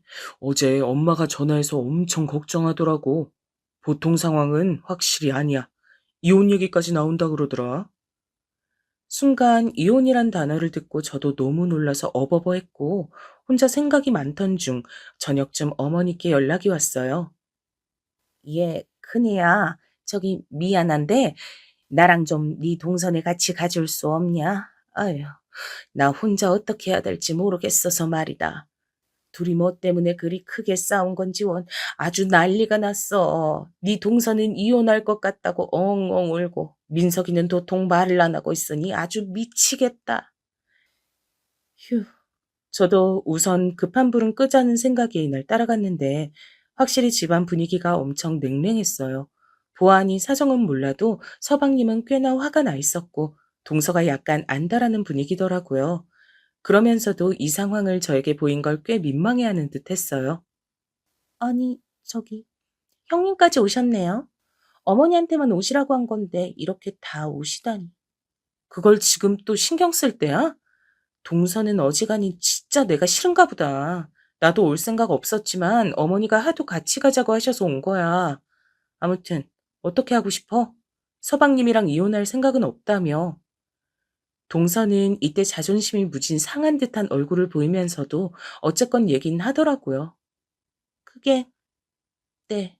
아무튼 자세한 건 말씀 못 드려도 저는 생각이 그래요. 특별히 큰 잘못을 한 것도 아니고 저랑 의견 차이가 자꾸 생기는 걸 못 견디겠다네요. 저렇게 일방적으로 입 다물고 있는 거예요. 그런 서방님께 저와 어머니가 다가가서 설득을 했고 그날 거의 반나절 넘게 대화하고 서로 마주하게 한 끝에 위기는 넘기게 됐어요. 하지만 문제는 그 다음부터였는데요. 동선의 문제가 아니라 저와 동서의 구도 말이에요. 정말 사람이 어쩜 이럴까요? 지금까지 제 입장을 보면 전 솔직히 동서가 어찌 살던 연을 끊고 살아도 되는 입장이잖아요. 그런데 자기네 부부 위기인 것도 가서 바로 잡아주고 했는데 진짜 사람이 화장실 들어가기 전후가 다른가 봐요. 제사 시기가 돌아왔고 저도 그간 참여를 제대로 못했기에 이제 함께하게 됐는데요. 하도 동서가 전에 뭘 따로 하네 마네 어쨌고 이혼 위기가 있었던 동선에도 두루두루 다시 무던히 잘 지내보잔 생각으로 연락을 했어요. 동서, 있잖아. 이번 제사는 어떻게 준비하는 게 좋겠어? 어머니한테 여쭤보니까 아무래도 음식은 우리 둘이 해야 될 것 같아. 손목도 안 좋으시고 힘들다고 하시네. 어머니도 마음 같아선 안 하고 싶으신데 아버님이 계속 야단이셨나 봐. 요 몇 년은 나도 태민이 돌보느라 못했는데 그간 어떻게 했어? 그러자 동서는 되게 천연덕스런 목소리로 별일 아니란 듯 이렇게 말을 하는 거예요. 그거 그간 제가 다 했었거든요. 뭐 음식 사서 하긴 했지만 한 거는 한 거니까요. 이번부턴 형님이 해보시는 게 어때요? 음식도 잘하시고 그동안 제사 거의 참여 안 하셨잖아요. 이러니 저는 놀랄 수밖에요. 어머니는 분명히 둘이 같이 상의해보라 하셨고 저도 그렇게 하는 게 맞다고 보거든요. 근데 동서는 아예 답을 정해뒀더라고요. 형님, 잘하실 거예요. 그리고 힘드시니까 음식 일일이 다 하시려고 하지 마시고, 원하시면 제가 주문했던 곳 알려드릴 수도 있어요. 연락 돌리는 건 제가 할 테니까, 그날 제사상 차리는 것만 형님이 맡아서 해주시면 될 것 같네요. 아니, 잠깐 동서. 뭔 얘기를 그렇게 뭐, 혼자 진도를 나가. 내 뜻은 물어보지도 않고, 왜 그걸 나 혼자 해야 되는데? 제가 그냥 안 넘어가고 중간에 찝었더니 동서 역시 피곤하다는 듯 바로 받아치더라고요. 형님, 진짜 왜 이러세요, 피곤하게. 저 평소에 많이 했다니까요? 솔직히 저 진짜 형님 입장 많이 봐드린 거예요. 뭐, 애기 하면서 이 핑계 저 핑계 대드시는 것도 그냥 참았고요. 솔직히 저 같은 사람이 어딨어요. 며느리라고 다 같은 며느리게요? 그간 엄연히 차이가 있는 건데 그거 싹 빼고 맞춰드렸더니만 정도를 모르시네 진짜. 여기서 저는 뭔 말인지 알아들을 수는 없었으나 이게 굉장히 기분 나쁜 흐름이란 자각은 있었어요. 그러니 안 참고 물었고요. 며느리라고 다 같은 며느리라니 동서 뭔 말을 하고 싶은 거야 지금? 알아듣게 똑바로 말해. 진짜 민망하다, 민망해. 이런 걸 제 입으로 얘기를 해야 되는 거예요? 아님 이 악물고 모르는 척 하시는 거예요? 진짜. 솔직히 형님네랑 저희 집 차이도 좀 있고 형편도 다르고 그런 와중에도 제가 다 맞춰드리고 하지 않았어요? 근데도 갈수록 뭔 애기 핑계를 대고 빠지질 않나, 우리 집까지 와서 우리 부부 상황 보고 훈술 두질 않나. 저도 이제 참기 힘드네요. 저는 이때 머리가 띵하더라고요. 아무리 사람이 각각 다르다지만 같은 상황을 두고 이렇게까지 입장이 벌어질 수 있는 건가요? 제가 사연을 보낸 것도 도무지 제가 뭘 그렇게 잘못한 건지 이해가 안 돼서예요.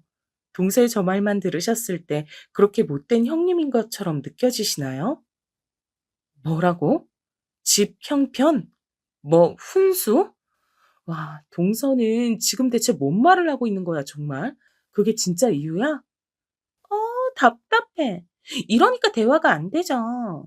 꼬박꼬박 윗사람 대우해주고 했더니 진짜 답이 없네. 차이란 말을 몰라요? 한글 모르시나 진짜? 아니 아파트만 봐도 답 나오잖아요. 사는 환경 보면 답 나오는 거지. 맨날 무리해서 뭐 하고 징징대는 집이랑 쪼들리는 거 없이 멀쩡히 사는 집이랑 같냐고요. 그럼 제가 그동안 다 배려하며 행사도 넘어가줬더니 뭘 꼬치꼬치 따지시는 거예요, 진짜. 전 너무 황당하다 못해 순간적으로 이렇게 다다다 말로 얻어맞은 게 너무 분하더라고요. 이야, 내가 지금 환경까지 싸잡아서 이런 말 들어야 돼? 뭐? 무리를 해서 뭘 징징대? 동서, 진짜 그 말에 후회가 없어? 제사 하나 때문에 지금 연이라도 끊을 생각이야?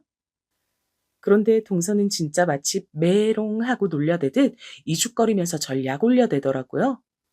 어머, 무서워라. 지금 말로는 안 되니까 윽박 지르시는 거예요? 형님이야말로 뭔 제사 음식 하는 것 같고 이렇게 핏들 세워요. 하라면 그냥 하면 되는 거지.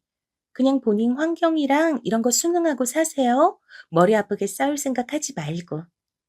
나 지금 동서가 한 말들을 그냥 넘길 수가 없겠는데? 환경인의 차이네. 제사 하나 갖고 집 사는 형편까지 끌고 와서 이상하게 만든 사람이 누구야? 나 이거 그냥 못 넘어가. 어머니한테도 말씀드릴 거야. 와, 그깟 아파트 갖고 뭐? 답이 나와? 그러자 동서도 이때부터 말이 더 세지더라고요.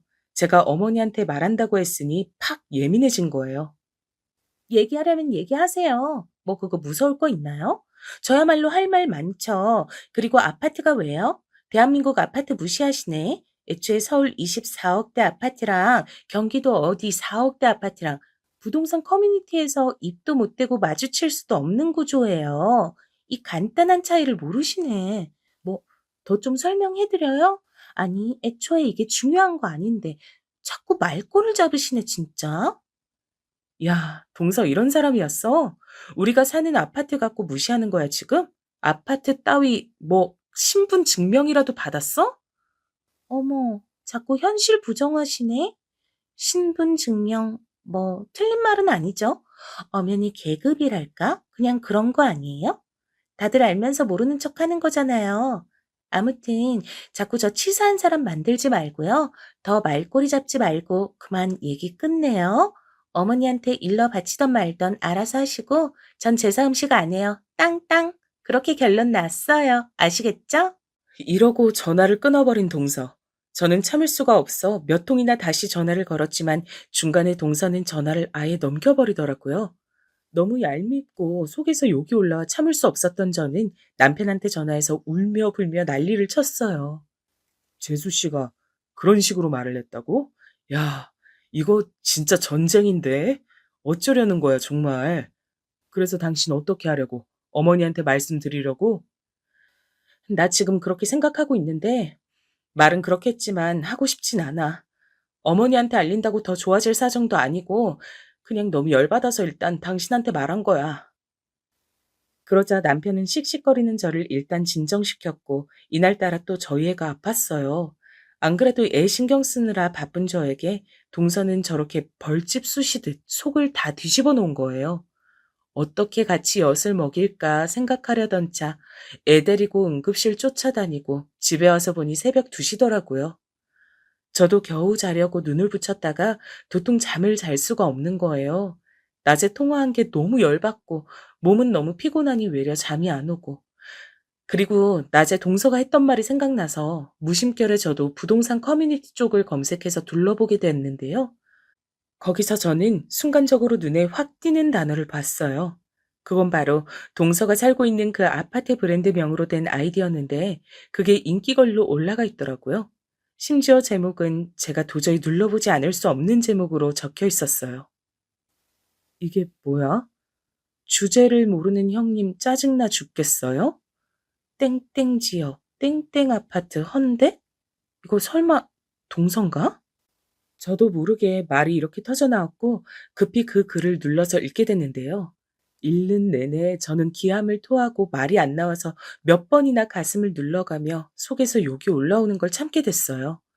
거기다 글을 올린 건 동서가 맞았고요. 그 내용이 정말 가관도 아니었답니다. 그 글에 달린 댓글들은 꽤 많아서 그거 읽어보면서 더 열이 받았어요. 저는 그냥 넘어갈 생각도 아니었지만 이 글을 보고 더욱 분노 버튼이 눌려 새벽 3시에 동서한테 전화를 했답니다. 여보세요? 동서. 이제야 전화를 받네. 지금이 몇 시냐고? 그게 중요해? 자다 깼음 정신 차리고 내 말 들어. 지금 뭔 짓을 해놓은 거야? 동서는 제 말에 매우 짜증을 내며 별 미친 사람을 다 보겠다는 듯이 와중에 또 빈정거리더라고요. 뭐야, 진짜. 이 새벽에 잘못 누른 게 아니고 지금 저랑 뭐 머리 잡고 싸움하자고 전화하신 거예요? 여보, 형님이야. 잘못 전화하신 거 아니고 나한테 따지려고 전화한 거래. 몰라. 무슨 일은 무슨 일이겠어. 동서는 저랑 통화하는 와중에 옆에서 서방님이 물었는지 막 대답을 해주고 있더라고요. 저를 미친 여자 취급하는 동서에게 곧장 동서의 글을 캡처해둔 것들을 주르륵 카톡으로 보냈어요. 이거 확인하고도 그딴 말이 나오는지 보고 싶다, 동서. 나 내일 동선에 찾아가도 되지? 야, 사람을 무슨 아주 그냥 땅바닥에서 구걸하는 거지 등신으로 만들어놨네. 나한테 그렇게 쏟아내고도 참질 못해서 나 욕해달라고 이런 글을 올렸어? 뭐? 내가 쫌생이야? 이거 다 어떡할래? 뭔 깡으로 아직도 글을 안 지우고 냅뒀어? 내가 모를 줄 알았어? 동서는 여기서부터 뭔가 이상하다고 생각했는지 잠깐 말이 멈췄고, 그런 동서에게 저는 쭉 말을 했어요. 잔말 말고 증거들 내가 다 캡처해서 지금 보내놨으니까 동서 눈으로 확인해봐. 아, 서방님이랑 같이 줄줄 읽으면서 낭독해볼래? 진짜 이거 아주 제대로 미친년 아니야, 정말. 있잖아. 나 이렇게 말하는 것도 웃긴데, 뭐? 24억? 이야, 꼴랑 24억 갖고 어디 기업 총수 가문 거지 대하듯이 사람 무시하네. 너 진짜 죽었어. 나 안 참을 거야, 정말. 동서는 저랑 통화하면서 카톡으로 동시에 그 메시지들도 확인하고 있었는지 어째 점점 쫄려가는 듯 했어요. 대답 없이 숨 들이키는 소리만 들리더라고요. 내가 진짜 별 얘기를 다 하고 산다 싶은데 결론부터 말할게. 있잖아. 나 90억대 아파트 있어.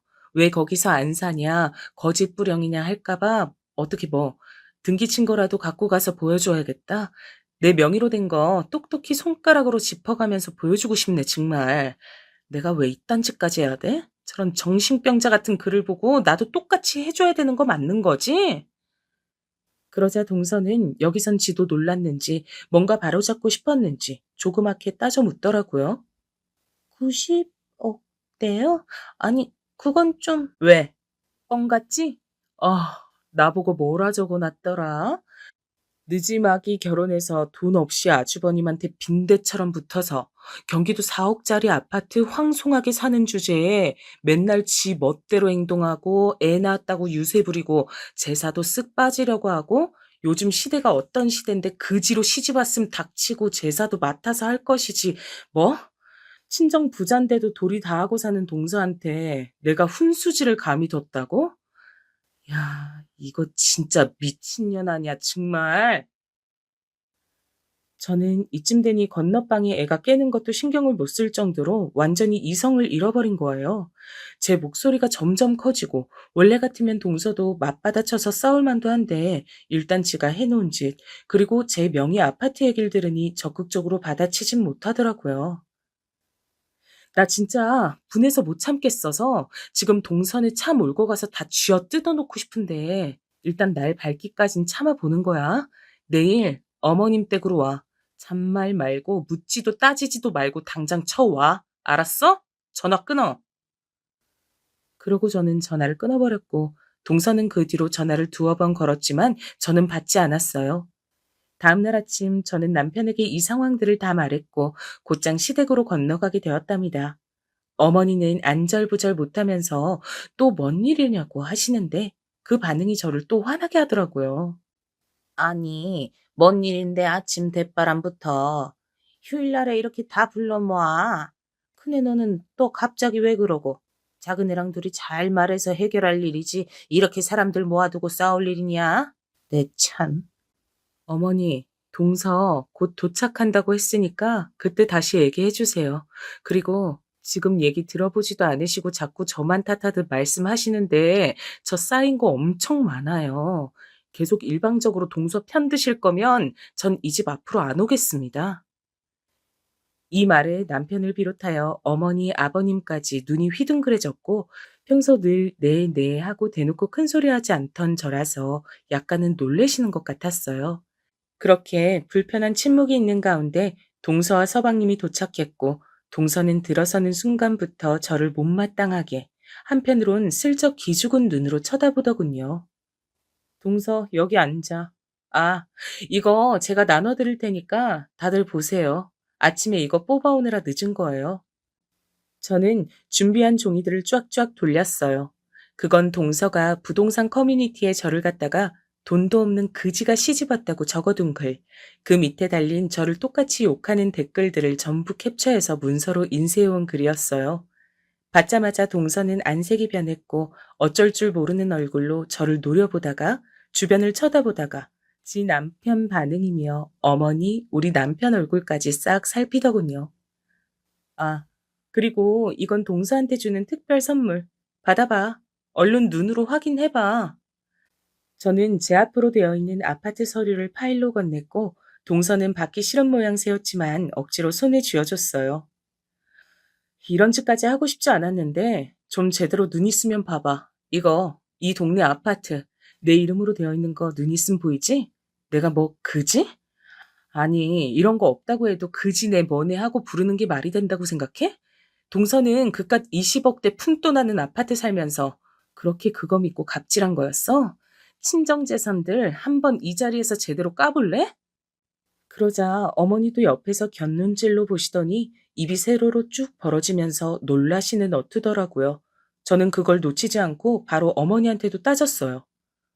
어머니, 아파트 수준이 계급이라면서 동서가 저를 무시했어요. 지금 받아보신 글도 동서가 쓴 글이에요. 어머니는 이거 어떻게 생각하시는데요? 제가 가타부타 말할 일도 없었지만 저 시집와서 인테리어 비용도 다 냈고요. 간간히 집에 일 있을 때 제 돈으로 부담했어요. 이건 저희 친정에서 제 명의로 해주신 아파트고 능력이 안 되는 집이 아니라고요. 그런데 동서처럼 꼭 이렇게 드럽게 돈 흔들어내며 생색내고 사람 깔아뭉개는 거 진짜 못 당해 먹겠더라고요. 어머니는 숙연해지셔서 제 눈치만 보셨고 전 곧장 서방님을 향해 물었어요. 서방님, 그 글 보셨죠? 제가 웬만하면 우리 남편이랑 다 소중하게 여겨서 다들 잘 살길 바라는 마음으로 중재도 하고 노력했는데요. 서방님 와이프랑 저는 이제 얼굴 보고 살긴 힘들 것 같아요.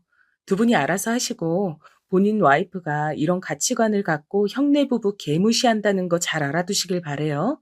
모르진 않으셨을 것 같지만. 완전히 이 분위기 안에 동서는 마치 개밥의 도토리 같은 존재가 되었고 저는 어머니, 아버님 향해서 말했어요. 저는 동서가 이 집에 있고 마주칠 일이 있는 한 안 올 거예요. 명절도 제사도 뭣도 무슨 행사에도 안 올 거예요. 오늘 이후로 동서랑 얼굴 비껴가는 일은 없었으면 좋겠네요. 알아서 하세요. 그러고 전 자리에서 일어났고 남편도 저를 따라 애를 챙겨 안고 일어났어요. 그런데 이때 남편도 급기야는 한마디를 하더군요. 저기 재수 씨, 참 실망이네요. 이거 하나하나 읽어보고 그리고 우리 집사람한테 했다는 말 듣고 제가 쫓아가서 뒤엎으려다가 참았어요. 이 사람뿐 아니고 저도 재수 씨 보기 불편하네요. 아무튼 먼저 일어납니다. 그리하여 우리 둘은 일어나서 나와버렸고 그 뒤로 시댁에 남아있던 어머니, 아버님이며 동선의 부부며 분위기는 아주 개판이 되었어요. 서방님이 이걸 참을 리는 없었고 그 부부는 계속해서 분쟁이 끊이질 않더니 결국 이혼 얘기가 또 나오게 됐는데요. 어머니는 감히 제 앞에서 동선의 부부 이혼이 걱정되네 뭐네 소리를 하진 못하셨지만 남편 얘기를 들으니 대강 분위기가 파악되더라고요. 민석이는 완전 없는 정 있는 정 다 떨어졌더라고. 당신한테만 그랬을 리는 없다고 생각했는데 재수 씨가 안 그래도 자기 친정 좀 산다면서 그렇게 민석이한테 생색을 냈다네. 지네 친정에도 끌고 다니고 부잣집 사위 노릇하라면서 말이야. 근데 민석이도 그날 잘 참고 잘 지내보려다가 완전 터져버린 거지. 지금 재수 씨가 빌고 그렇게 붙잡고 난린데 민석이는 아무래도 이혼할 것 같아.